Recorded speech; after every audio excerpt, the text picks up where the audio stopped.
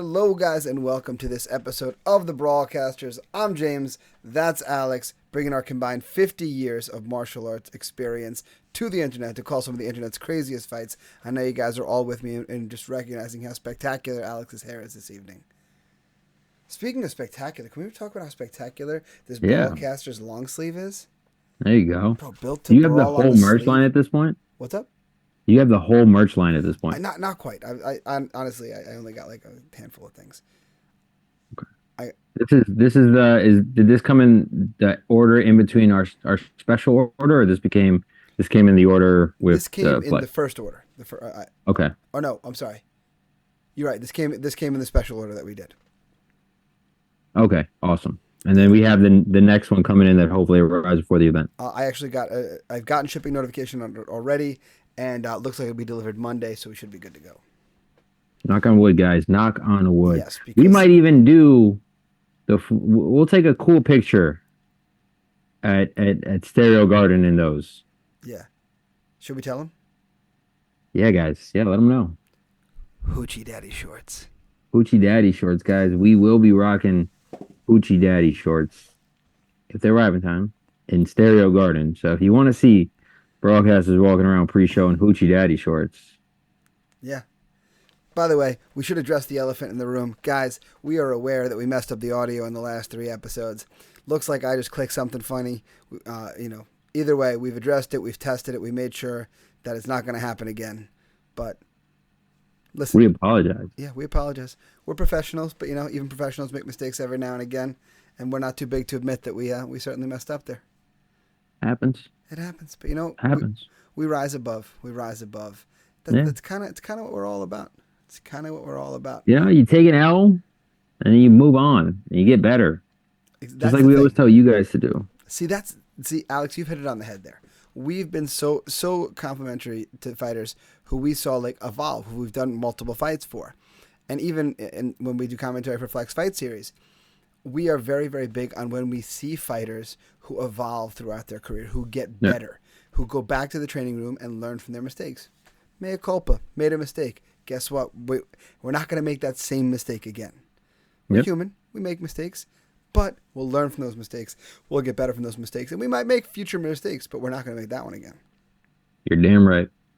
That's what we try for. That's what we try for. That's all we can ever hope to do. We've had some spottings of Brawlcasters merch in the wild, by the way.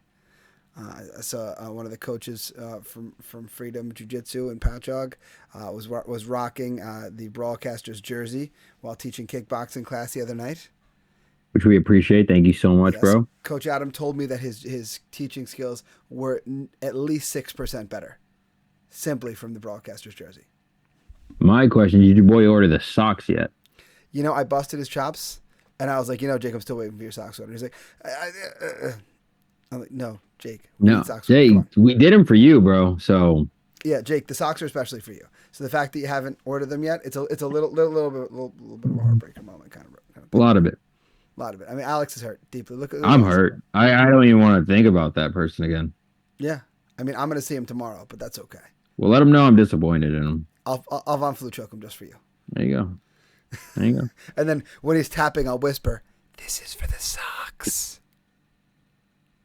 For the socks. It's for the socks. It's for the socks. That's. Think about how creepy that would be. Hey, do it. Find out how creepy it is. Yeah, I'm always willing to do messy aroundy things with people in training. I'm all about it. All about it. All right, James Galvao, relax here, buddy. No, not that level of creepy. Not that level of creepy. I'm a guy who kickboxing. I'll be sparring somebody who's smaller than me, younger than me, not at my level, whatever.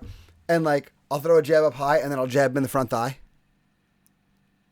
Because that gets a laugh out of them. Or I'll reach out into their range, and then I'll step on their foot. Oh, okay. Silly shit, stuff that's gonna make them laugh and be and giggle and get them.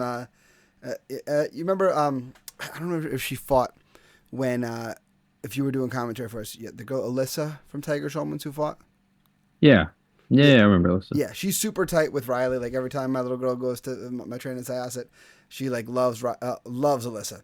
So if I spar Alyssa, like I mess with Alyssa all the time. Like, I'll step on her foot. I'll push her. I'll grab her hands, move them out of the way, and like I just constantly bust her chops. You know? As you should. Yeah, exactly. That's as you should. It's that big brother kind of stuff that I'm all about in training. There you go. You know, no Galval stuff. No Galval stuff. I'm talking about like wrist lock and white belts. I'm not talking about good stuff. Good stuff, guys. Yeah, exactly. The quality stuff. The stuff that really it's just passing love down the generations. Exactly. Not getting this one's a little hard, right? For me, speaking of that, generations, right? There's been generations of people with this name. Ty the Spider Oliver. How many guys have you met named the Spider? Many. It's a hard nickname because like you're either Anderson the Spider or you're just the Spider. So let's see. Or you're Kendall the Spider Grove. Yeah, like we got to see, like, do you live up to it or are you a Spider that's going to get squashed? We got to see. He'll be going up against Raheem Robinson. Yeah, that's why, like, when I nickname my kids, I try to pick obscure UFC nicknames. Yeah. Give him, like, a one-off nickname that, all right, Conor, the notorious one, Conor McGregor, right? Notorious. Like, no, is it a unique nickname? I know, you've heard Notorious before, but now it's so ingrained with Conor McGregor. Yeah. So, like, if you do anybody says Notorious now, you're copying him. That's just how it is. To be fair, Notorious Nick Knoll was notorious before Conor McGregor. He was, but nobody thinks of him when you say Notorious for a nickname. Right. If I said, a fighter name, if they said on like Jeopardy, if this fighter's name is the Notorious one, like, Conor McGregor. Yeah. Nobody's gonna think. Yeah, that's. Right. And if I say the Spider, most people think Anderson the Spider. So most fans would. I like to pull out things like I had a kid named Christian, one of my black belts. This kid was awesome. I called him the Crippler, Christian the Crippler Torreson. That's cool. My man was like 48 pounds forever. Tiny little dude, tiny little dude, but he was a monster, and he lived up to that Crippler nickname, and he was great. He was awesome. He had a buddy who I called the Crusher. There's been a lot of Crushers, but I went full Looney Tunes with it. I'm not sure if you're familiar with this particular, with the pro wrestling, and when Bugs Bunny finds the pro wrestler, and the pro wrestler is the Crusher. I think so. So like he wasn't the Crusher. He was the Crusher. Said like the Looney Tune. And it was a unique take on a common nickname. But speaking of common nicknames, let's see what Ty the Spider Oliver's got to offer us. Here we go. In 3, and 2, and 1. Old BFL logo. Yeah, logo sucks. Yeah, it's not as good as the goats. I'm glad BFL wised up and gave us the goats. All right, so we got an MMA welterweight belt. I like that AK matched these shades and the sweatpants with the suit shirt. That's a good look. That guy has no teeth. No, that guy definitely drives an El Camino with the T-tops pulled off. Definitely. So her cheeks that red like that? You look like an elf on the shelf. Bro, he's been drinking all day. Yeah, I think he's been drinking all week. See, and that look with the hoodie back there, that's just a bad look. With the hood pulled up just over the back half of your head, so your shaggy broccoli hair sticks out. This guy's big. Yeah, holy shit. Big dude. Yeah, I got to see him next to each other. It might just be him like flexing or it could be the a weird of the camera perspective. Yeah, but he looks fucking huge compared to the other guy. Yeah. Is he in socks? That or two ankle braces. All right, so it was just perspective. He's actually the smaller of the two fighters. Yeah, he looks honestly. He looks more like a unit, more of a unit than Raheem does. Well, let's see if the Spider has it.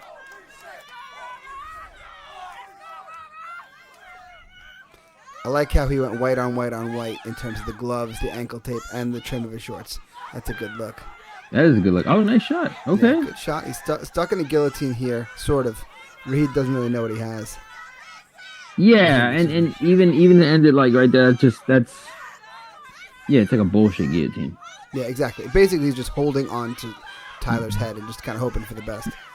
Tyler intelligently passed right to mount. Great work. Yeah, Raheem did a nice job for a moment there with his butterfly hooks, but he didn't know what to do there. Yeah, And right now he's Ty holding did on. what people do to people who don't know how to use overhooks, or butterflies rather. He just stepped right over them, like Yep. they weren't even there. And I It's like so the crazy to cook. me that they have. Oh, go ahead. I like the cook from Ty here, the way he's turning the chin one way, and then he's got the other hand free. Now he's almost in a mounted triangle situation here, but Raheem got that hand back in. He's I was going gonna say straight it was mother's thrown off milk. by the camera person inside the cage with them. Yeah, that's an interesting experience for sure. It's an interesting decision because that can go wrong in a lot of ways. Yeah, that can go. That can go wrong. We've seen cameramen get hit when they're standing on top of the platform on the side of the cage, Yep. outside the cage. Can't imagine how that's going to go wrong. Now, credit to Raheem. He's been stuck in a mount in like a mother's milk situation there for quite a while. I have tapped many a people with mother's milk. It is suffocating and horrible feeling to just have someone's chest just holding your face down. And Raheem did not panic, just found his way up. But now, what happened there? Oh, don't tell me that's the end of the foot. Oh, Oh, he no, said he yeah, hit him in the back of the head. Yeah. All right, so this is on the ref here. All right, so the ref doesn't understand when I'm cornering any fighters or I'm teaching people stuff. If you turn and that leads to you getting punched in the back of the head, it's on you. Yeah. 100%. You didn't. He didn't punch you in the back of the head. You blocked his punch with the back of your head. Yeah, if you're turning and you turn your head as I'm throwing the punch, a good ref is not going to tell me like, "Oh, that's on you, bro." They're going to be like, "Nah, dude, like, stop turning." Yeah, exactly. We've seen that before. Jordan Riley, he did that to a guy. He told him, he's like, "Dude, you're doing it to yourself." Yeah. Kenny Vasquez too. Another good ref was like, "Yo, like, stop putting your head there." Yeah. Little slip by Ty there. Raheem right into the corner counter, man. It's Looks almost like like you knew that was going to happen. And we have never watched this fight before. It's almost like I've been in the fight business for a Yeah. while. That's right. Tyler seems like a decent wrestler. His striking is okay. It's just clunky. It's heavy. Like his footsteps, his footwork are all very heavy. It's like the Tin Man without the oil. You know what I mean? Like there's no fluidity to what he's doing. Oh man, I think he almost threw a flying either. Yeah, and I think Raheem understands like my only chance is here to keep punching him in the face. Yeah. Because he's just gonna try to get me to the ground and just hold me down again. That Which kid in the is smart. Bobcats shirt in the back there, he is either 12 or 22 years old. I can't tell you which one. Yep. I will say, what are they doing? Oh, he got stuck in the cage Yeah, somewhere? I think his glove got stuck. Yep, his glove got stuck in the cage.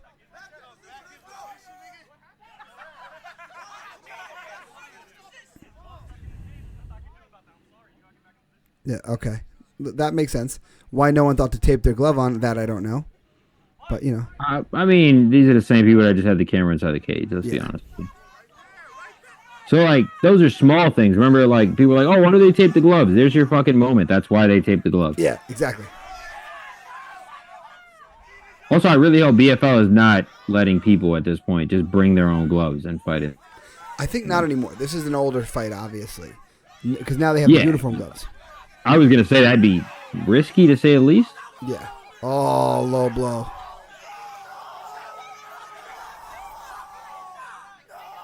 Was he taking off his gloves? I think he's saying, like, no, I didn't foul him.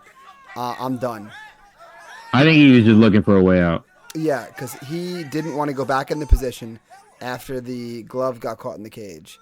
And then he, like, refused to believe that he fouled Tyler. That's a really unfortunate end to that fight.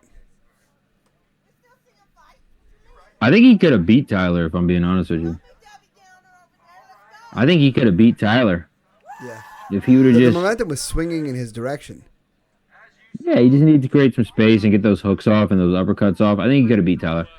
Tyler's not a bad fighter. I think Tyler just has obvious holes in his game in terms of his striking. So that's actually a pretty shitty way for that fight to end. Yeah. It was shaping up to be a really good back and forth fight.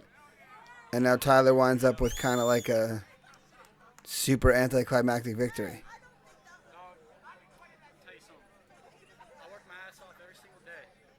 Yeah, like no one wants to win that way. That's pretty terrible. Yeah, that sucks. Oh man, yeah, we'll end it on that for that fight so far. Like, kind of sucks. Yeah, I'm let down for the fans, honestly. Yeah, that one's shaping up to be decent. Like you said, momentum was swinging in the favor of Raheem. I think he gassed out. He thought he was going to get taken out again. I think his mentally he was just out of the fight, and that happens. But Yeah, whether you did the low blow or not, he didn't show good sportsmanship there. So like, mm, I wouldn't book you again. yeah, and not only that, but like you're if you're going to agree to a fight where there's a referee, and the referee is going to enforce the rules, like what do you expect when he enforces the rules? Yeah, and it sucks. You also have to understand the ref's point of view, right? Like I have a split second to make a decision. Everybody goes, "Oh!" in the crowd when you hit him, low, and he grabs at his groin and he falls to the thing. If I saw it, or I think I saw it, I'm gonna call it a low blow. Exactly, exactly. And then to just storm out of the cage is frankly childish. Doesn't show good sportsmanship. Doesn't show that Yeah, it's that funny honor because that you karate guys like. yeah, well, ouch. Um, bro, I will give you a karate chop you will never forget. What? I listen. I stand by this. What? I stand by this. I've said this many times. In MMA, I feel like a karate chop would actually work because think about it. How do most guys shell up and block? They do one of these, right? So now, if I'm doing one of these to shell up and you strike, boom, that way right over the top and went for the bridge of the nose, you could like explode somebody's nose. Can you do it? Oh, you could palm strike, so I don't see why you couldn't do that. Yeah, I mean, theoretically, you could bang because like just imagine that ridge just right off. That would be horrifying. Is this what you learned from those Instagram karate black belts that I sent you? No, I learned nothing from those. I learned that I hate fake karate black belts. Is what I learned from those videos. My man, listen, if you guys saw the stuff that Alex and I send back and forth on a daily basis, first off, you'd be astounded that we have that many things on the internet to send each other. But secondly, you'd be like, wow, you guys are really consistent in just crapping on just bad martial arts. And really, I guess that's the lesson for today. Not Alex's semaphore, not the fact that he's trying to land a plane or whatever he's trying to do over there. Guys, go up to your friends and just and hit them. Karate chop him. Chop him in the throat. Yeah, the throat's a good one. That's a good one. If somebody's talking and they're just annoying you at work, just just like you can't tiger's mouth people. That's no, like with this part. Yeah, that's a tiger's mouth. They call it. It was the traditional strike. Oh, so tiger mouth is here. I thought it was like when you do it this way. No, it's like you strike with that. Yeah, I'm not saying a fucking full on here. I'm talking about just. Yeah, see, it was like the chop in the throat. That was a thing when I was in high school. Like you'd walk up to your friend who was talking, and like not hard, but enough to just make their word kind of wobble. Do it hard as fuck. That's called assault, and the fact that you learned it on the internet first is called premeditation. So I don't believe that's good advice, Alex. Hey, the worst that could happen. Well, you know what is good advice though? Subscribe, get your new episodes right as they drop. Like this video, comment down below if you've ever chopped somebody in the throat. We'd like to hear about it for sure. You know what? Here's another settle the debate. Do you believe that a knife hand chop straight through the guard would work in MMA? Comment down below. I want to hear what you have to say. I'm not saying it's a super high level strike. I'm not saying it's going to end a million fights. I'm saying it would land and it would shock people. That's what I'm saying. Not that way. That's the way. It's got to be kind of 12-6. All right. Make sure you guys go get your merch. Go get your merch. That way you can be outfitted like me. Make sure that you guys, if you're going to have a fight you want us to call, it's got a referee. Make sure you put it down below for us. Other than that, folks, unless Alex is anything else says, continue to karate chop. Until next time, guys, brawl on.